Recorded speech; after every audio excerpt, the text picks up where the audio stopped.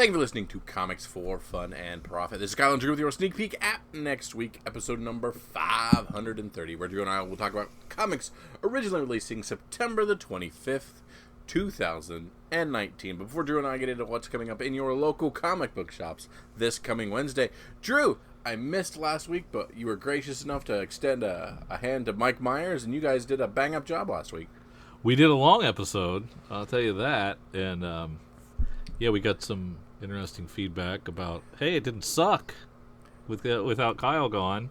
And I'd like to point out it was very nice of you to have Michael Myers on the podcast on Friday the 13th. I saw what you were doing there with the little horror flip in. I did no Halloween jokes, no the Austin Powers jokes, no Michael Myers jokes of any kind. I didn't make fun of his name at all. I was very proud of myself. I was not on the podcast because low-hanging fruit might as well chalk me up for that. I was very proud of myself for that.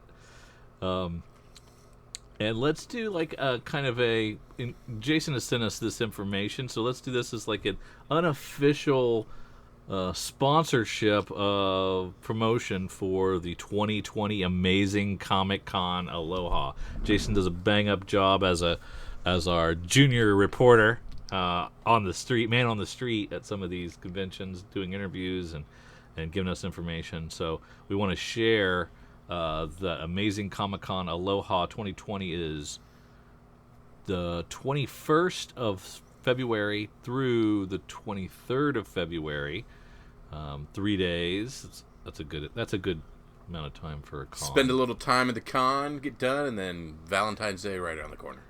Yeah, that's true. And you're in paradise in Hawaii. Yeah, no doubt. Yeah, good time for that. Their guests are Billy D. Williams. So far, there you go. The great. Can you get Colt 45 in Hawaii? I don't know. Maybe. Can you get Colt 45 anywhere? Yeah, I think it may be dead. Yeah. Donnie Cates has committed, which is a heck of a get. Jimmy Chung, Philip Tan, David Nakayama, Adrian Paul. The Highlander, Duncan MacLeod, the Highlander. Okay, I know who that is now. David Jason Frank, I believe he's a Power Ranger of some sort. That's Green Ranger. I love Jason David Frank. Yep. A bunch of My Hero Academia voice actors. Ooh. You're an anime guy, right? I've recently been thrust into a half a dozen animes, but I refuse to fully immerse myself. To just dip in the toe. Yeah. Yeah. And actress Annie LeBlanc. She is in the family drama Chicken Girls on Brat on YouTube. I'm not familiar with that show, but some good heavy hitters there. So this is Comic-Con Hawaii, February 21st through the 23rd, and Jason will be there interviewing some of these folks for you, and we'll have that episode up sometime in the wintertime. So that's pretty cool. Jason also had some questions for us. Excellent. Last week we were talking a little bit about print on demand and digital comics and what the future of the comics industry might be. And Jason wanted to know, well, if the technology were to catch up and you could do print on demand, where you walk into a shop and say, I want the latest Batman, they push a button and it gets printed and spit out for $5 or so. What would that do to the spec market? It would be completely dead. It would be the King Griffey Jr. rookie card of the Upper Deck situation. You can just print them to exorbitance, and they will lose all value. Nobody will care, and the industry will die. Okay, I don't remember the King Griffey Jr. thing. What is that? There's actually a Netflix documentary on it. I watched it many months ago, but it was pretty good. But the card to have in the I can't remember exactly what it was. The Upper Deck baseball card was the Ken Griffey Jr. rookie card, and it was a $100 card for the longest point. But then there is no governing body for baseball cards at the time, so Upper Deck just kept pumping them out, and they just there's nothing that says that one card is one of 1,000 in that series. So there's some speculation that they were just printing full sheets of the King Griffey Jr. rookie card and flooding the market with it to the point where like everybody has them now. But it was such the hot card for such a long time. But the fact that there was no cap market on it just completely ate the industry, and essentially is one of the reasons that we all of our baseball cards are worth nothing now. Oh, so it's like they didn't have like first printing, second printing type stuff. Correct, or a number or anything of it, or anybody, agenting it. Ah, okay. So yeah, that would. I mean, if anytime something got hot, if Rags from Antarctic Press was the hot book and going for $100, and you could go to a shop and print it out and pay $5, well, I guess there wouldn't really be a collectible market anymore, and that would be the end of it. Yeah, scarcity is the entirety. And if you wanted, I guess if you could kind of artificially still have 1 in 100 variants, I guess, somehow. I don't know. How would you do that? I don't know. You couldn't. It's impossible. Yeah, I don't think you could do that. So, yeah, that would be the end of the spec industry. Yes. Also, what if 99.9% of comics produced were digital? What would that do to the spec market? Probably the same. Mm-hmm. There would be no collectability in having a digital comic, I wouldn't think. So, right, that makes no sense. Yeah.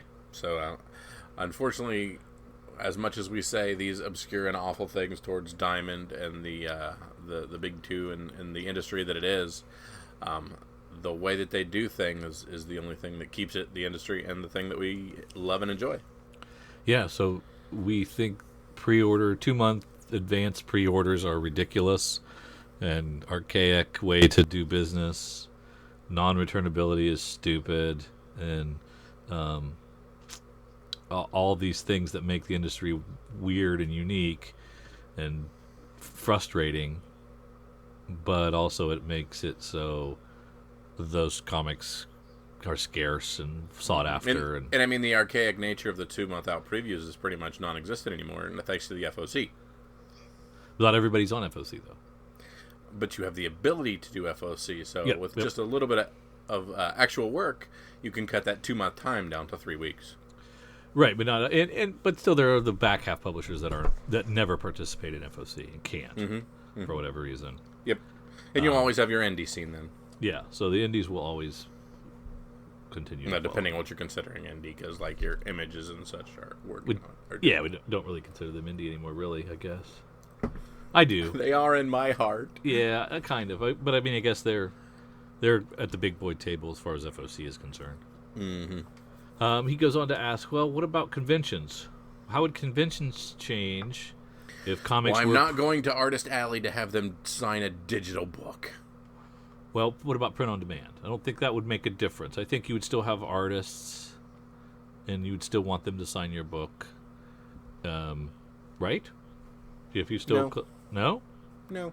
You think the collectability makes the conventions go round? Yep. Huh. So you couldn't...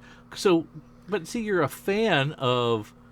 I don't have people sign pictures of themselves. So why would I have on-demand books? People do that, though. Not for me. That's not anywhere near my market or anything. Okay. I have a book that I buy into, that I invest into, and therefore I take my investment and I have my attachment to those artists and writers and seek out their additional publishing and their cool things on it. But if they can just print whatever and what have you and have them sitting there, I mean, the lines are going to move a lot faster probably. What would you get? Would you walk up to your Jason David Frank and have him sign a little photo of himself to you? No, he was at our Wizard World, and I just kind of waved and walked by. Well, but okay, so there's no actor, star that you would just want to get a picture of or a signature from. I'm a comic book nerd, sir, not a star whore. Okay, all right. I think there are enough people and there are enough pulp culture-y comic conventions that. And I love that they feed the conventions. I don't think we'd have as successful conventions without those people in the TV and things like that. But those two things are quite separated in my mind. Yes. And completely different hobbies. So I don't think print on demand would make a difference, and I don't know that digital would completely destroy it. There would be less things to sign, so it might just be more of a meet your creator and buy some of their work in print that you read digitally. If it was more of a digital medium, it would be like, it just seems so impersonal with them. Like, hey, hold on a second, let me change my ink cartridge and print you an issue 11. True. So I guess if the medium was nearly 100% digital, that's how people read. Would they go to meet their favorite creators at a con for any reason? And I mean, in my head, I'm already deconvincing myself because, like, if I'm going up and I'm like, oh, there's the exclusive, this con version of this thing that they're signing. It's possible. Yes. Yeah. Okay. I don't know that we answered those, but no, it's the way we do it. Yeah. More questions than answered when we're done. Yeah. He said, thanks guys for all your hard work, and please continue to have fun making these episodes. We will try, Jason. No, thank you, Jason. You are too good to us, and we really, really appreciate you. Yes, you are. Patrick says, hey, they're supposed to announce the new Batman writer soon. Rumors are all over the place. Snyder, Tom Taylor, Tynion, Bendis. Who do you think it's going to be? In my heart, I want it to be Tom Taylor, but like the bigger name is like Snyder, so I think they'll go for that panache if they're doing anything. Yeah, I wonder if he. God, it's going to be all dark metal all the time. Who do I think it's going to be? I don't know. I think Tom Taylor's already like denied that it's him. Mm-hmm. People lie, sir. People lie. That's true. And Bendis, I don't know how you could squeeze it in. He's pretty busy. Mm-hmm. Tynion's an interesting choice. I mean, he's a Snyder disciple. Tynion, I was going to say, but I knew you'd eventually crap on him and call him my boy and be mean to him, so I didn't even bring him up. Yeah. Yeah. I don't know. I really don't know, and I'm more curious if they go monthly or twice a month still. Well, see, the obscure thing is if we're talking about the Robert Pattinson one, right? Yep. And that's rumored to be Long Halloween. Oh, okay. So there's that. So that's what, Jim Lee and somebody? Yeah, I knew as soon as I was like, I got to. Okay, I'm just blanking on it. I have. Yeah. Or is that Tim Sale? I can't remember. I can't remember who the creators were on Long Halloween. Jeff Loeb, Tim Sale. Duh. Yeah. Okay. I don't know why I blanked on it. Oh, so bring them back. That would be quite. That would actually be a pretty big splash. Yeah. And I think that would instantly put it back over 100,000. Yeah. Whether you're doing monthly or twice a month, still. Yeah. I still think it, but I don't know if any of them will be able to maintain twice monthly over 100,000. Whoever it is. Yeah, it's tough. Yeah. I don't know if anybody could do it for long. Now, if it goes back to once a month, well, you saw Snyder do it for 30 weeks or 30 months, 40 months, something like that. Mm-hmm. Where once a month his Batman title was over 100,000 almost the entire time. So that's definitely possible.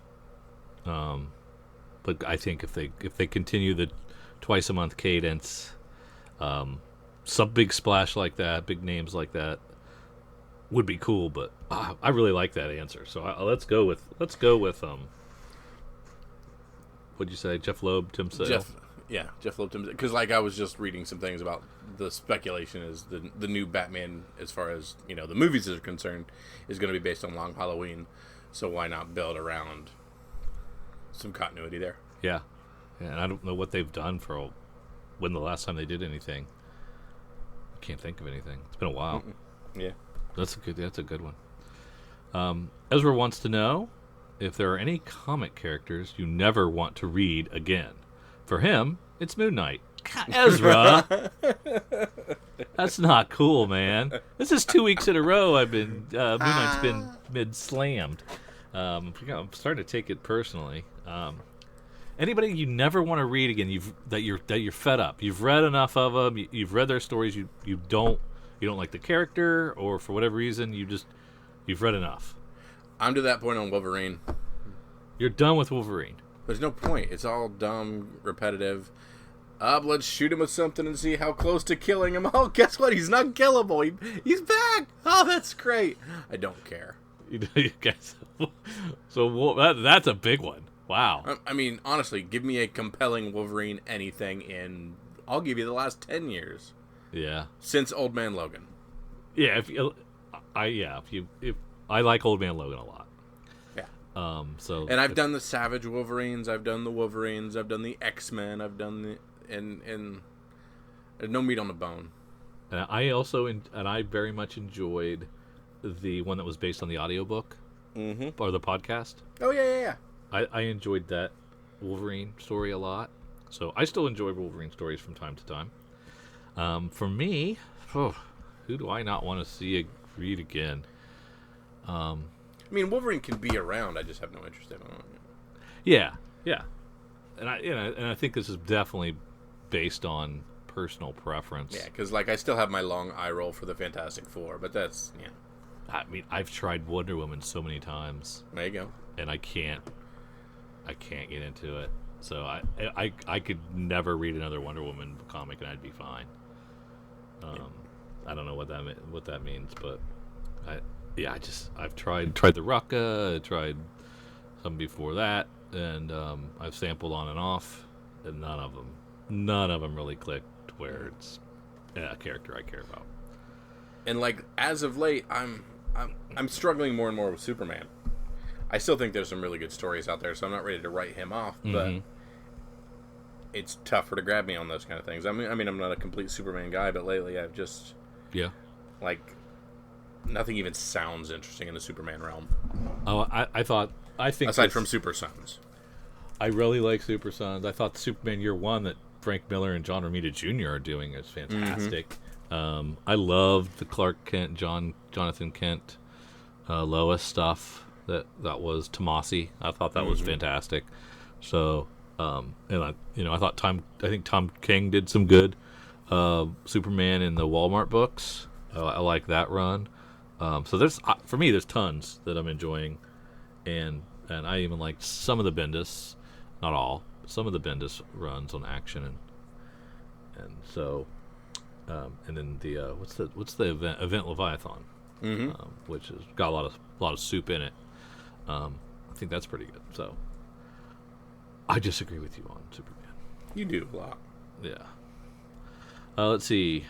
Michael Lamb says, "What do you think about the Birds of Prey comic being canceled and then being redone as a Black Label book for next February?" Okay, I hadn't heard that. That's interesting. Does that where that belongs? That book belongs? Do everything Black Label. Honestly, that's what I want more of. I want more, darker content, more adult-themed content. Elseworld-Z stuff. Elseworld-Z, exactly. Outside of continuity, necessarily. Whatever happens near doesn't have to change the dynamics of things going forward, necessarily. Isn't that really all comics, though? I mean... Yeah, and in all reality. He's dead. He's dead going forward. Wait, he's back alive. Never mind. Then we chop off a hand, and, we'll never mention that again, and it appears again, and, now he's dead. Oh, he's back, and... I mean... Spoiler. Why does it matter? Why does continuity and canon matter so much? I mean, can't you just tell the stories, and if they fit, they fit, and if they don't, you can pretend they're outside in an Elseworlds. I mean, they're all made up make-believe anyway. It's true, because I get in so many arguments with comic book people like myself, where they in every realm, even the Star Wars. Star Wars is a good example. Where... I get in these arguments where we talk about The Last Jedi, and they're like, that is not the Luke Skywalker that we've been built. That's not him. That's not true to that character. And it's that, quote-unquote, true to that character, or the character I fell in love with, or the character I know through continuity, that mostly just causes more fights than anything.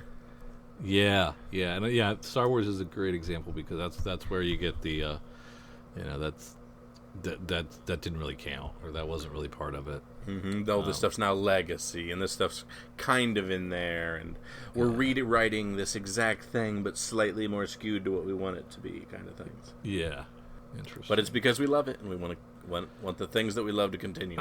Yeah, we're passionate about this stuff, so therefore, they have very strong opinions, and everybody has very, very strong opinions about this stuff. That's right. So that being said, go Black Label.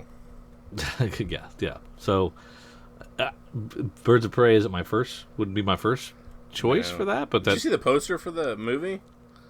Mm-mm. Skepticism arises. Uh-oh.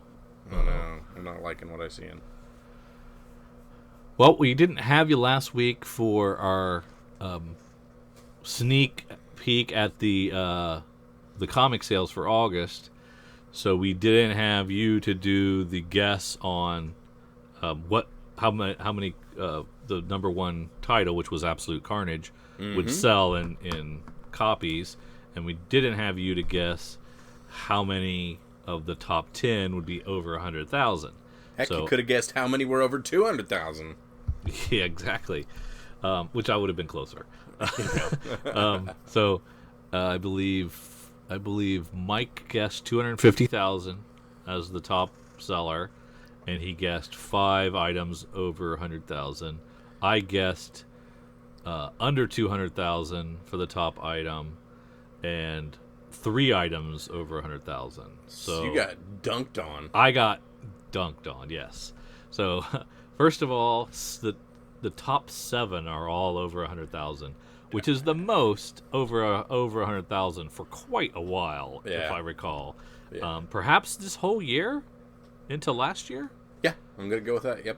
I would have to do some research, and I just think my memory's good enough. I don't need to do that. Sure. So that's very impressive. The top slot was Absolute Carnage, the first issue, that $8. Comic that did 233,000 copies, so almost 250. So Mike was kind of close on that. And then Marvel Comics 1000, a $10 book, $10 did 206,000. It's a big one, big number, and a lot of profit to be made there. Batman Superman number 1 was 156,000, and it's returnable. So you add. Is it 10% or 15%, something like that? Yeah, you've been telling me 10.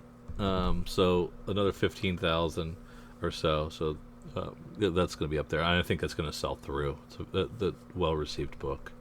And then we have a series of House of X, Powers of X, House of X, Powers of X for the third. A lot of things in a lot of weird orders. Yeah, for the third and second issue, but it doesn't go in the order you'd think it would. But anyway, they're all around 100,000 to 109,000 in there. Those are all $5 books. Very popular series that I set out. The second issue of Absolute Carnage was at rank 8, and it did 94,000, which was a monumental drop from the 233,000 that the first issue did. Yeah, but 59% attrition. Really a solid number. Yeah, no doubt. And then Batman 77 comes in, 81,000. And then you have to go all the way down to 76. Where's the next down to Batman? Rank 20. Yeah, and the reason is because of the card stock was a different price point. So you go down to the cover A sold 58,000 for Batman 76. And then if you go down some more to the next Batman, 76, that's the cardstock version. I think that was like 23,000 or something like that. So you push those together, and it puts it back up there into the top 10 next to Batman 77. Gotcha. So not as dire as it looks at first glance because of the different price points of the cardstock variant. Then rounding out the top 10, we have Batman Curse of the White Knight, the second issue, which did 74,000 copies. And what was the drop on that from the first issue? Do you have that in front of you? Just 20%. So from 94,000 to 74,000. Pretty solid, right? Yeah, absolutely. Yeah. Now, did we have any of those deltas where the comic rose from its previous issue? Let's see here. Venom went up. Spider-Man went up. Actually, yeah. Yeah, both of Spider-Man went up. Immortal Hulk went up. So yeah, we got a few things on the rise a bit. Good. If you nothing like giant jumps, though. If you look at 17 and 19, you have Deceased number 4. The cardstock actually outsold the cover A. And they were about evenly split, which was interesting because when we look at the Batman number, it was like a 3-to-1 ratio of the cover A over the cover B. So I thought that was interesting that the more expensive cardstock version outsold the lower priced version. Yeah. And if you put those together, that's 120,000 copies sold, which would have put it at rank 4 in the top 10 and made yet another of the top 10 over 100,000. So that was for Deceased, right? That was for Deceased, yeah. Yeah, because the previous month was 133,000 for issue number 3. So it's very little drop off. Mm-hmm. Because it's a good book. People still sticking to that good book. Yeah. What else as you're looking through there that jumps out at you? Anything? Ghost Spider number 1 at rank 29, 47,000 for the first issue of that. I'm thinking the name change actually hindered this a little bit because I think normally when a Spider-Gwen came out, it all peaked a little higher than that. Yeah, that's true. Boom Studios Once and Future did 29,000. It was a bigger number than I thought it would be. Very but there was a lot of hype, a lot of there's still some demand for that book, so it's a good number. At rank 57, Major X, the Zero issue was 31,000. So I think that's the lowest of all of them. So if you want the whole series in first cover, get that. You got to search out that Zero. I kind of wish they would. I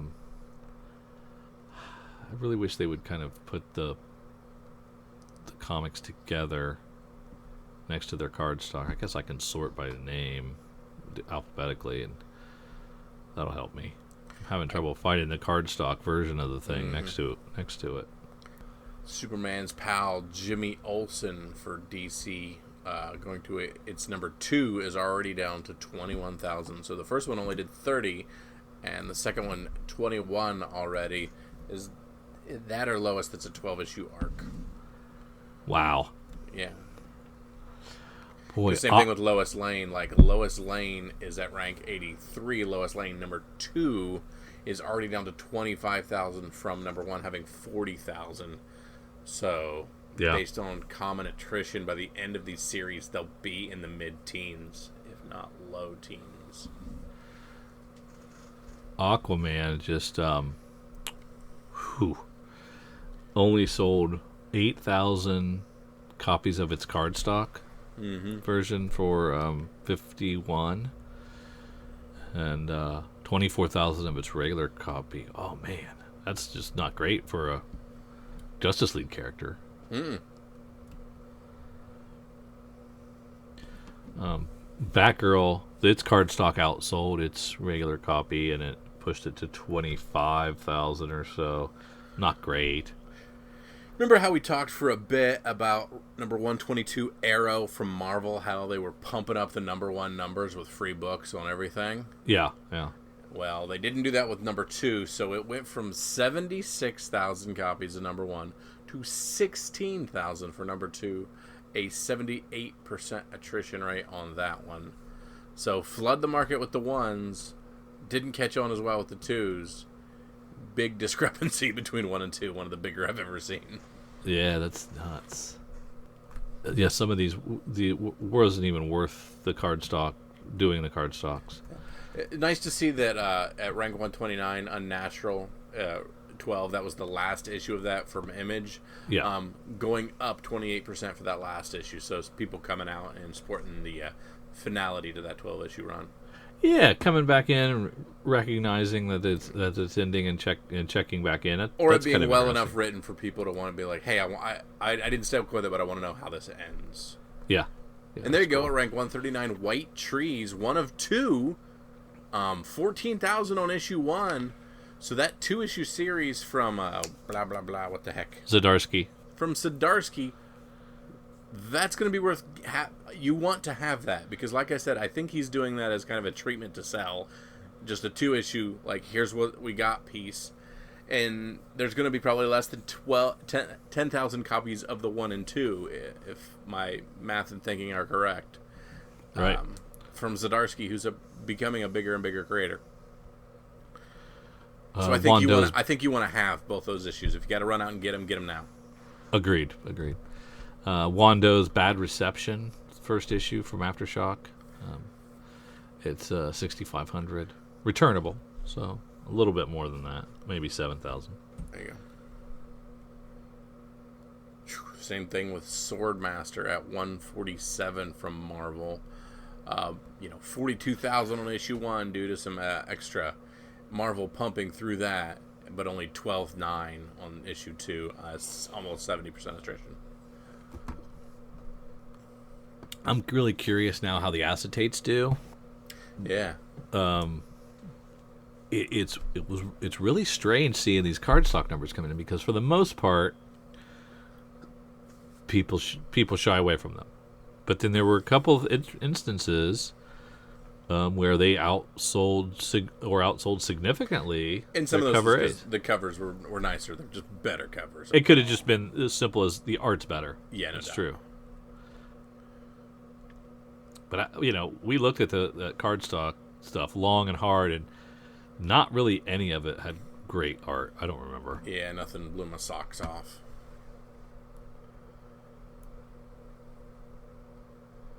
Faithless did not end great. 224, issue 5 from that, 7,000 copies.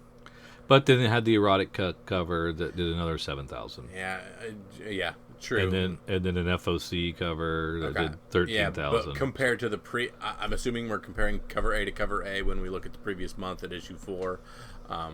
It was 15,000 for issue 4. Oh, okay. They are adding those together for that. Okay, so it's 13,000 if you add up the two covers. But isn't there also an FOC cover?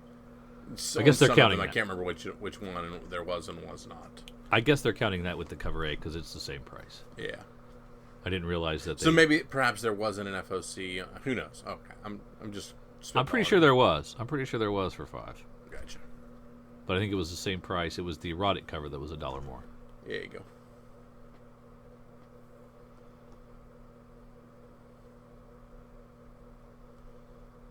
Good stuff. Yeah, all kinds of neat stuff here. Anything else jump out at you? Not really. We talked about. Remember when we talked about Shredder in Hell from IDW? Oh yeah. they're losing some steam because issue 4, it's just under 10,000, but it's 18 weeks late. Oh, okay. Yeah. Not great. Yeah. If you don't see anything else, let's go ahead and make our way over to the FOC email and list for the week. Of course, the FOC is our final order cutoff. It's our last opportunity to pick up some books that we may not have got on our previews, or we've got more information in the last few weeks and we've changed our mind on things. Of course, Drew and I get our list from Cowabunga. Eric is nice enough to curate a wonderful list of what is offered on the FOC. Of course, we have from now until midday Monday to add or take away any of these books from our order and still get our nice little discount, all kinds of fun stuff. Our local FOC here that's up the road does not, or our local LCS up the road does not do FOC, so of course we do all our business through Cowabunga, and they are very, very good to us. If your LCS is not good to you, reach out. Or if you're just curious what's on an FOC, reach out and get on that list as well. Show note has all that information on you. Of course, Eric likes to pull a few things that he sees in it just for the sake of interest. He's pulled Harleen number 2 of 3. We, of course, were talking about DC Black Label, and Harleen is on it. Of course, Stepan Sajic writing that, and an awesome, cool-looking cover there. That's a great cover. That is very cool. He's got a big dog in the number 2 slot, John Byrne's Fantastic Four Artists Select hired cover from IDW, coming in at just north of $100 for that thing. We have marked number 1 from Image Comics, David Hine, Brian Haberlin writing on that one. So you can jump on if you're changing your mind and want to get in on that. You have the opportunity to do that. And from our good friends at Marvel, X-Men number 1 DX. Whatever DX, I can't remember off the top of my head what that is. Jonathan Hickman writing that. Yeah, it's a Neil Francis Yu cover that's really nice, too. Yeah. Those are just the things that Eric and the folks at Cowabunga Comics have curated for us. Let's dig a little deeper into the FOC and see if there's anything we can find. And let's start in Dark Horse. I highlighted the first issue of Steeple. It came out last week. Mm-hmm.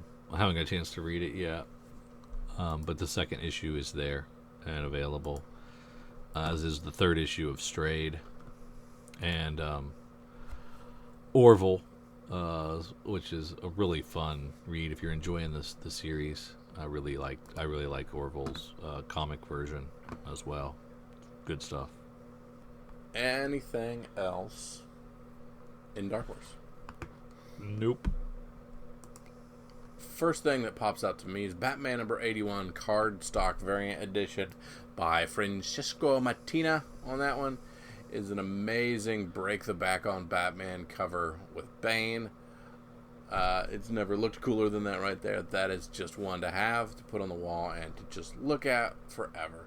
Well worth the price of admission on that one, just because it's so cool looking. Did we have that? No. Did we order one of those before? No. Do you want one now? No.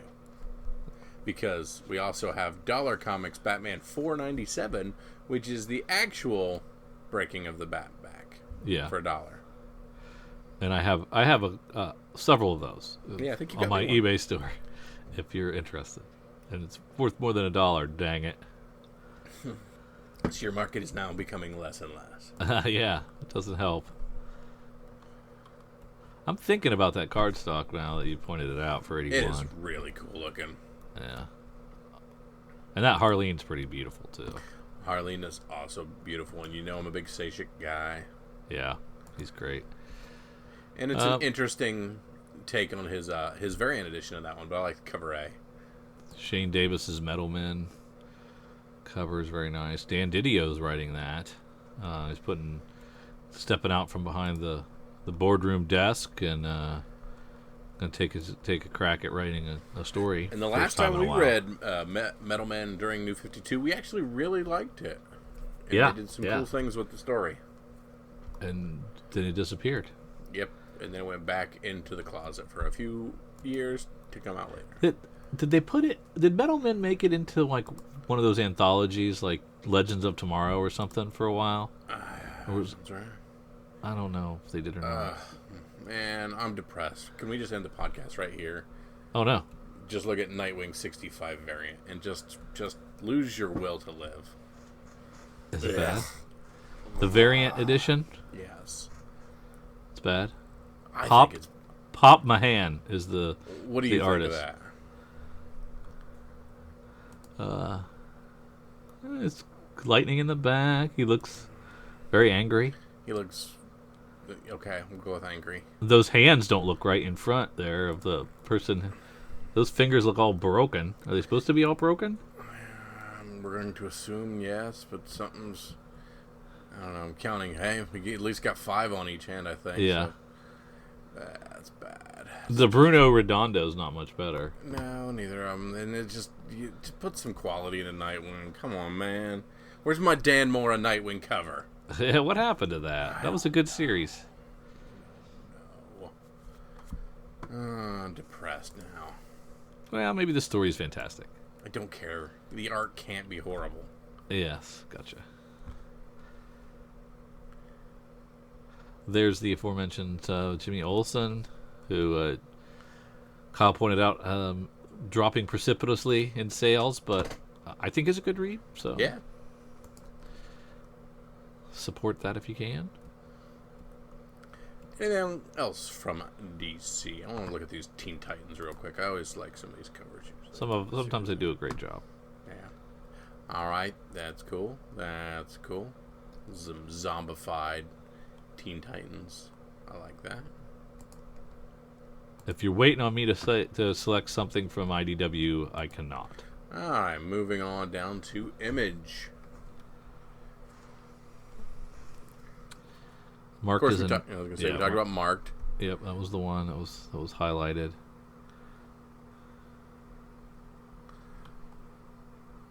And, get it. My favorite is when we do these double-sized for a single price issue 1. They're really putting their money where their mouth is on these things. For $4, you get a double size. We're really trying it. So Yep. I'm in on that. Plenty of absolute carnage from Marvel, if you are into that. Okay, Plenty of we're things to done choose with from. Image, I guess. I think so. I'm just messing. Oh my goodness, so much carnage. So much carnage. Scream, Avengers, Mainline, Deadpool. My goodness. All absolute carnage. If you look at Spider-Man number 2 of 5, this is the J.J. Abrams and his son writing with Sarah Pacelli doing the art, Yeah. interiors, and I read the first issue already. Mm-hmm. It was fantastic. Oh yeah. I really, JJ's really liked my boy because I was a big Lost guy. Yeah, I really, really like that first issue. And it's introduces a new character, a lot of spec stuff there. That's quite a possibility. Oh yeah. Yeah, so I'm assuming at some point there might be a Spider-Man number 1 second print. And if that's the case, that character might be on the cover. Keep your eye out for that. Okay, that's awesome. That's good spec stuff there. But it was really a good read too. First and foremost, really, really great read. I enjoyed it. So we got all these. I think the DX must be the artist. Is that right? That for that X-Men number 1.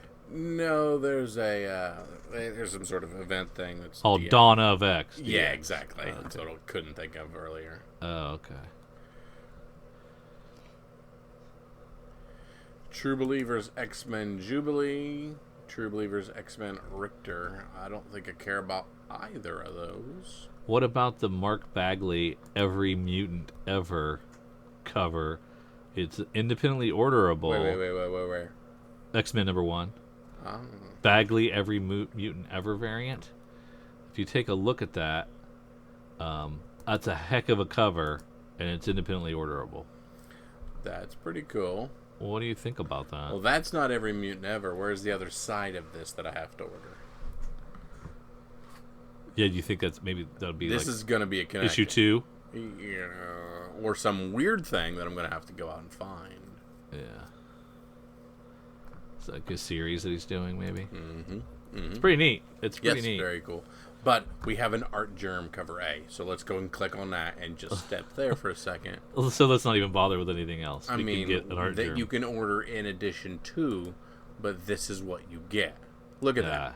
Yeah. Look at that. Yeah, he's good. He's good. You're correct. He's got a bit of a broken finger there on that one. All right. Anything else in Marvel? I don't think so. Even the number 2 on Once and Future going to a third print. Oh, Jai Lee, what a cover. Holy crap. Once and Future number 2, third print. And there's an FOC version for Something is Killing Children number 2 as well. The first one did quite well. And another good comic, good read. Yeah. Very cool. Which that was your boy, James Tinian, so I was giving him a shout out there. I appreciate that. Look Yeah, at you growing as a human. I'm not a hater.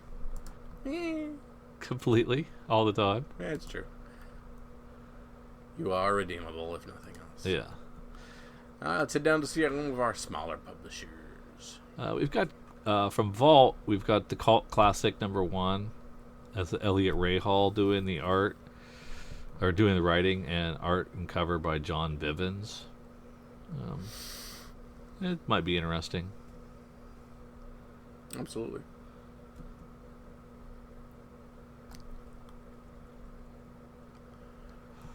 Anything else on these small publishers down here that pops out at you? Tons of Vampirella, man.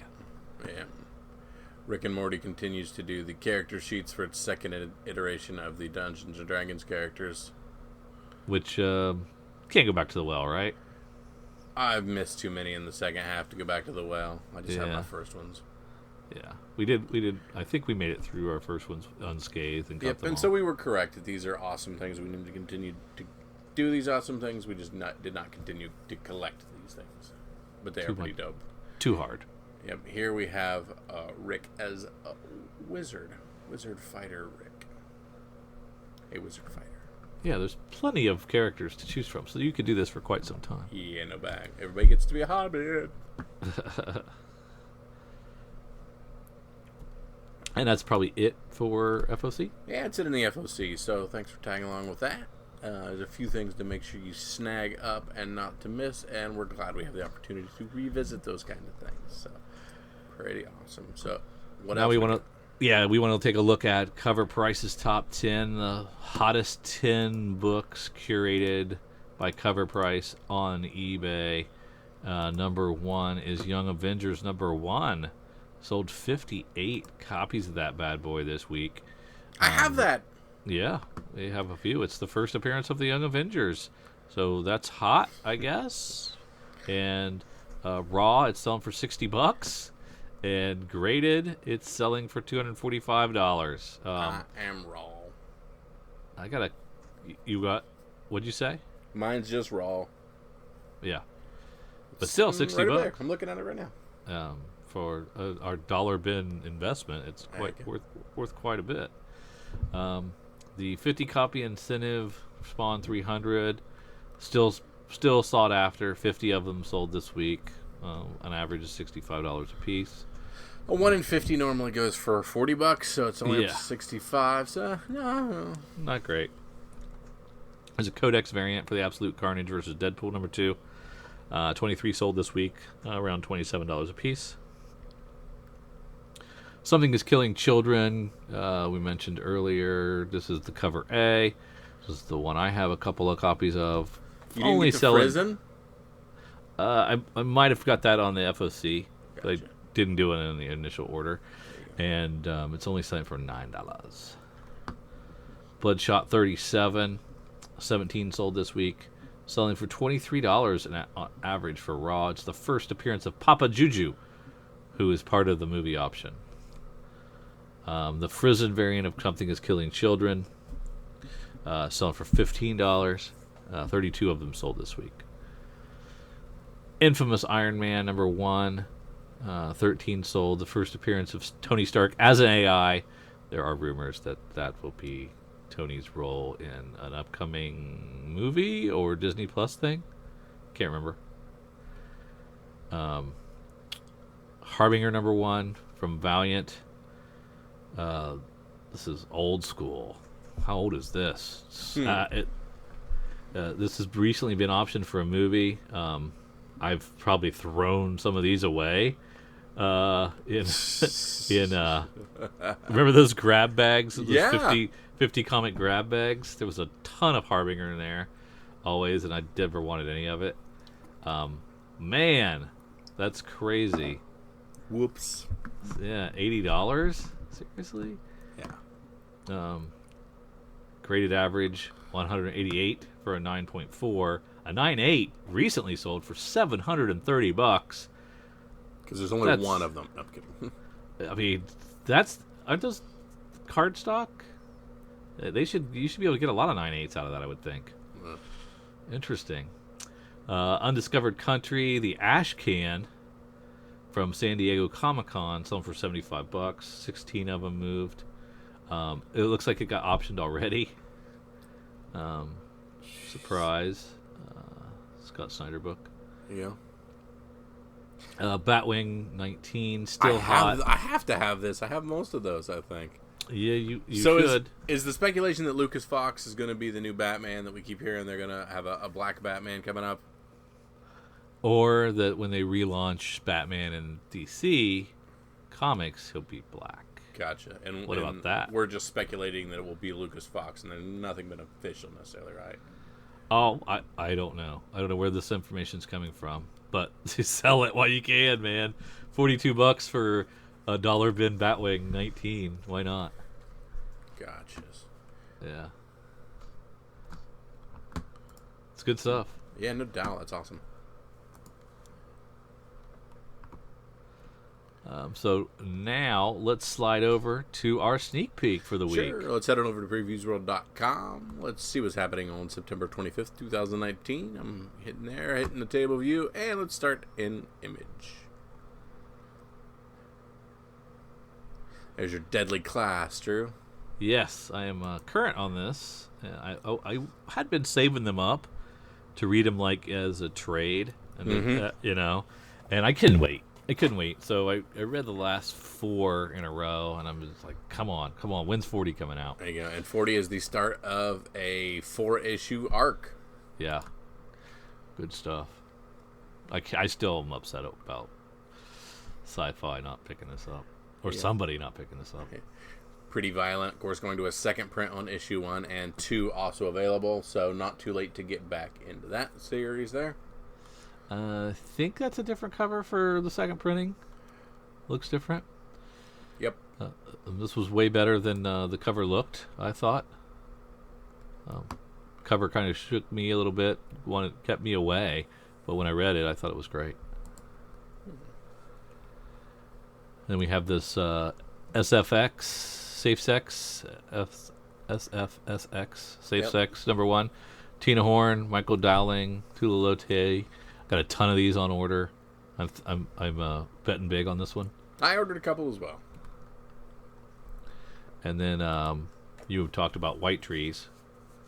There's the second printing of issue 1 and the second issue. Yep. Short, small, tiny print run. Grab this second one, and then own the first of each of them, and just know that they're probably going to do something with them. Yeah, it's only 2 issues. It's probably going to be a treatment for something. Mm-hmm. But with Zdarsky, he's pretty prolific, so it could just be, hey, it's a short story idea I had. I don't. It's not going to go anywhere. I only have a couple of issues, a couple issue story out of it, and maybe it doesn't go anywhere. But I don't know. The way people gobble up IP nowadays. You think I can get a hold of the first issue or first print of 1? I don't know. Probably not. I was wondering if I should try to get a hold of 2. Oh well. Anyways, okay. Thinking out loud. Down to Dark Horse. I think I ordered 2. If you really want one, you can have one of mine. Wouldn't be the first time you snake me. I don't know what you're talking about, sir. I'll start writing it down in my journal. Dear Diary, another time Kyle was mean to me. Kyle hurt me again.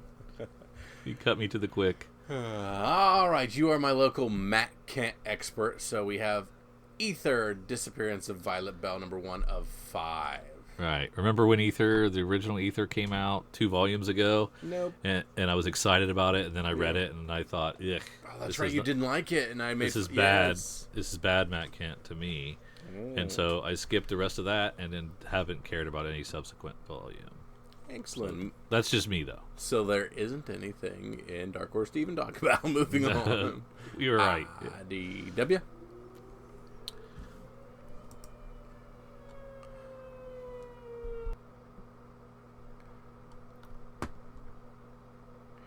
Reprinting the issue 1 of October Faction for the Netflix series to celebrate the upcoming.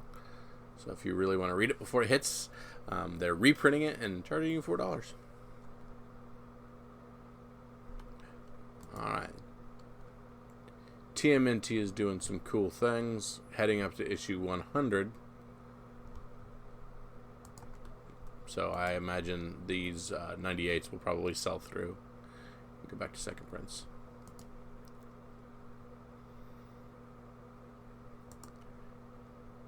Transformers Galaxies, another Transformers. It makes me feel like I'm... Ooh, the Constructicons, one of my personal favorites. And down to some DC stuff. Let's see what's going on in DC. Let's see, Batgirl having its card stock and its standard Carmine Di Giandomenico on the Year of the Villains one. I'm not familiar with that bad guy, but that's pretty cool looking. Some of these Year of the Villain stuff's been pretty awesome. Curse of the White Knight, of course, Batman's second version of this Elseworld title by Sean Murphy. Continuing to trudge along there. Batman Superman, #1, sold tremendously. So I look for the same with that. And we have, oh, that's awesome. We have Shazam Who Laughs in at #2 there. Really cool cover by David Marquez on the very first cover A issue for that one. And let's see what's on the cover B. Not as impressive. A cool little split with the Batman Who Laughs on that one, but that cover A is definitely where it's at. Definitely a good looking book there. Cannot beat that. We've been hearing a lot of stuff. We got Batman Beyond here with Francis Manifold on the variant. We've been hearing a lot of stuff about maybe them trying to split Batman Beyond off in the CW worlds coming up. So I think we're going to get some more heat on Batman Beyond stuff. So anything you can snap up in the Terry McGinnis world or some of the Batman Beyond stuff, I think that may be our next play in some of our TV-verse stuff. So that's just some of the stuff I've been reading about. So if you find those things, grab them. Find some of your early Terry McGinnis stuff or any of those things, because I think that's going to be one of the next things to have some heat, because there's been some talks of spinning that out of some of the CW stuff. Wow, okay. That's interesting. I hadn't heard that. And here we have Harley #1. We talked about #2 on FOC, and we talked about, having these DC Black Label imprints. I cannot wait to read this. Of course, I've said I really like Sejic. Oh, man, that's beautiful. Yeah, and cover B's beautiful as well. And we talked about this multiple times. I don't like the current direction of Harley, but I loved her Villains cover where she murdered hundreds and hundreds of children. That is the Harley that I want to see and desire, and I'm hoping we're closer really to that in these things. Yeah, but hey, it's the way I feel. I cannot get away from that. So, with Harley #1, they are giving me exactly what I asked for. So, thank you for that. Anything else in DC that I really like? Not really a ton. Dollar Comic Crisis on Infinite Earth. That's the 1980s classic reprint for $1. I did read the Scooby-Doo Where Are You 100th issue. It was nice. It felt like kind of like an episode from back in the day. So I'm kind of curious about the team up number 50 and 50th anniversary Giant. I might check those out. Just a little nostalgia kick for me. And for Scooby-Doo Team Up number 50, we have Batman chilling on the cover. Oh, yeah. Scooby as well. And Batmite. Very nice. So, stop by and say hello to the Jenny Frison cover on Wonder Woman 79, and then head on down to Marvel. Man, absolute carnage. 4th print. Carnage is doing everything. So many. Loki Unleashed. Ghost Spider #2. Interesting. #1 going back for a second print. Looks like a different cover on that one as well. Do we care about New Mutants War Children, even though it has Chris Claremont and Bill Sienkiewicz? Ah, that's right. Man, that is tempting. Yep. Even it's a $5 book. Why are they gonna do that? Yeah. A lot of Powers of X, #5, various variations, and This has been a hot book. Yeah, People of 6, like and it. as well as it sold, I can see that changing to an 8 real quick, real easy. No kidding.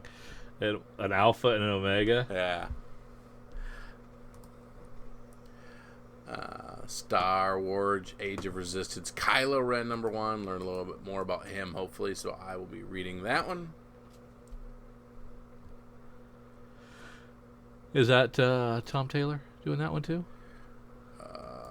That is Tom Taylor doing that one too. Yep. He did Ren and Ray, not Ren. He did Ray and what's her name? The girl that got all the backlash. Phasma? No. Or no, yeah. I know what you're saying. Crap. Asian girl, I can't remember her name. Rose. Rose. Rose. Yeah. Yeah, he wrote both those. This Teeny Howard Thanos book is ending. It's 6 here. Okay. Just really didn't do anything on this one. Nowhere near what the last one was, or the one before that even. I think they're ending the Superior Spider-Man too. Probably, I'm guessing at 12, so they can get 2 full trades out of it. I enjoyed it a lot, but I guess I'm in the minority again. As I've said, no interest in Wolverine, and here we have Wolverine Annual. We've got Wolverine battles the magic, mystery, and mayhem of Morgan Le Fay. That Batman versus Wolverine versus a magic user. That doesn't sound interesting at all. Down to Dynamite. You talked about Chastity. We talked about earlier. Leah Williams. I think we just talked about it a few weeks ago in FOC, if I remember correctly. That's right. They get Nick Bradshaw's kick butt Chastity #1 cover of his version variant and add a jewel to your comic collection. No, thank you. Yeah, these are the expensive ones here. Yeah, so those are all $50. Those aren't even worth even looking at. Let's see here. Vampirella and Sonya, Warlords of Mars, all kinds of stuff. We're getting down into some of our smaller publishers here. Avant-Garde is back from Boom. I'm excited about that with its 8 issue. There you go. And the last issue of Faithless here as well. Our Brian Azzarello Boom Studios book with the cool covers and the Tula Lote erotic covers and stuff like that as well. Let's see here. We got Bloodshot #1. We talked about some spec on Bloodshot going to a series, and so we have this new version of Bloodshot written by our good friend Tim Seeley coming back, of course, on Valiant. Bloodshot is back with a few new thrilling tricks up his sleeve. No amount of high-octane explosions can keep Bloodshot from completing his new mission. Who is the mysterious Black Bar, and what do they want with Bloodshot? So we may get some new characters in this as well. So if you're at all into the Bloodshot world, you might as well jump on into that and see what's going to happen there. Is this the one that our friends at Cowabunga have an exclusive retail variant for? That's right. for? That's exactly right. Bloodshot #1, the 2019 variant. Cowabunga Comics has solicited Tim Seeley to draw a cover. I believe Seeley did that, right? Yes, it's a Seeley cover. So Seeley, not only the writer, but if you want Seeley to do a cover, there's a place to do it, and you got to reach out to Cowabunga for that. It's a really cool looking one too. So let's see here. Anything else jump at me?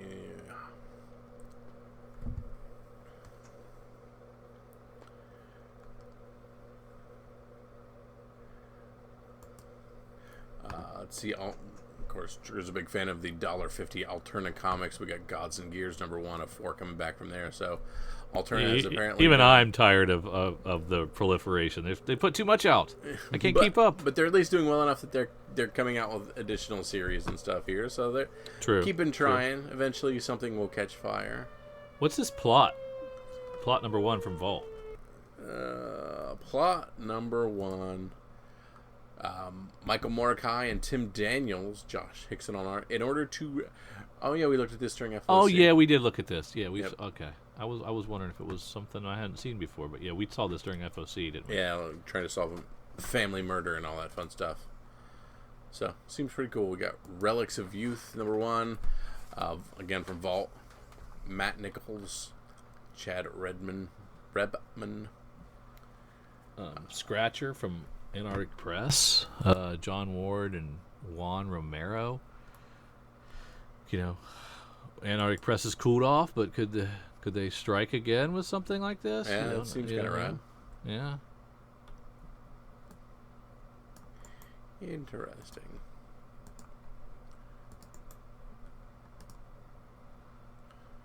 That's about it, I think. Yeah, that's all I got as well. Yeah. What are we talking about? No, we didn't care about Strange Lands. Never mind. All right, we got a lot of books coming out this week. My goodness. All right, Drew, but only one thing can be the pick of the week. What's the one book to make sure you go to your LCS and pick up this week? For me, it's Safe Sex #1. There you go. From Image. And if you're not going to pick up the Cowabunga FOC or the Cowabunga exclusive Bloodshot #1, I am, like I said, I've been talking all day about this White Trees #2 and how low I think the print run's going to be and how much I think you need it. So I think you want this White Trees #2 based on the fact that #1 only sold 15,000, 2 is going to sell less than that, and these are going to be hard to get when something eventually happens with this series. Gotcha. So we want you guys to make sure you're part of the podcast. If we missed a book here that you're like, no, guys, this is what the thing to have is, feel free to drop us a line at any of the Twitters, Facebooks, Instagram. All this stuff can be found at comicsforfunandprofit.com. Drop us a line there. Be part of the podcast. Or if you think I am dead wrong on this White Trees thing and you think safe sex is not something that you want to be supporting, issue 1, that is, make sure you drop us a line and be part of that. So we thank you so much for joining Drew and myself. So for Drew and for myself, see ya.